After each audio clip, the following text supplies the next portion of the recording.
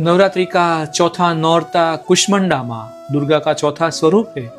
नवरात्रि के चौथे दिन माँ कुष्मांडा की पूजा अर्चना की जाती है। यह रूप बहुत ही गूढ़, रहस्यमयी और सृष्टि की आदि शक्ति के रूप में माना जाता है। कुष्मांडा नाम 3 शब्दों से मिलकर बना है। कु माने थोड़ा, उष्मा माने ऊर्जा, गर्मी, और अंड माने ब्रह्मांड। अंड का अर्थ है अंडा, जो सृष्टि का प्रतीक, अर्थात जिस देवी ने थोड़ी सी ऊर्जा से पूरे ब्रह्मांड की रचना की, वह है माँ कुष्मांडा। माँ कुष्मांडा का स्वरूप क्या है? माँ कुष्मांडा के 8 भुजाएं होती है, इसलिए उन्हें अष्टभुजा देवी भी कहा जाता है। वे सिंह पर सवार होती है। उनके हाथों में क्रमशः कमल फूल, धनुष, बाण, कलश यानी कि अमृत से भरा हुआ कलश, चक्र, गदा, जपमाला और कमंडल, जल कमंडल होता है। उनका स्वरूप अत्यंत तेजस्वी, ज्योतिर्मयी और शांतिपूर्ण होता है।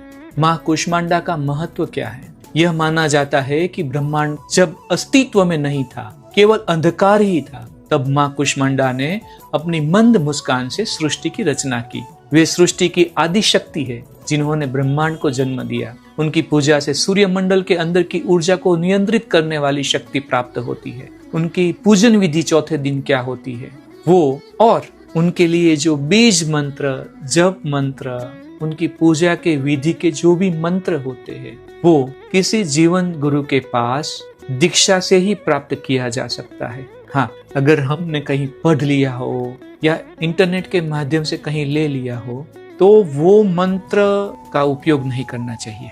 आध्यात्मिक लाभ क्या होता है कुष्मांडा देवी का पूजा करने से? माँ कुष्मांडा की कृपा से व्यक्ति को स्वास्थ्य, समृद्धि और दीर्घायु प्राप्त होती है। ये आध्यात्मिक प्रकाश और ऊर्जा प्रदान करती है। उनके साधक का हृदय चक्र यानी कि अनाहत चक्र जागृत होता है। वह व्यक्ति जो नकारात्मकता, भय और अज्ञान से पीड़ित है, वो मुक्त हो जाता है। उनका विशेष तथ्य क्या है?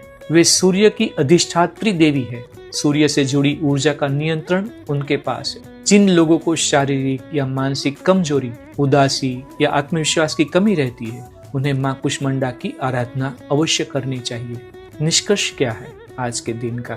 माँ कुष्मांडा सृष्टि की मूल जननी है। उनकी पूजा से जीवन में ऊर्जा, ज्ञान, संतुलन और रचनात्मकता आती है। वे हमें सिखाती है कि थोड़े से प्रयास से और सकारात्मक सोच से एक नया ब्रह्मांड रचा जा सकता है। कितनी बढ़िया बात है। ये जो हमारी अंदर की चेतना में सिर्फ संकल्प उठता है और बाहर की दुनिया बन जाती है, ये कुष्मांडा माता के कृपा से होता है, उनकी पूजा से होता है।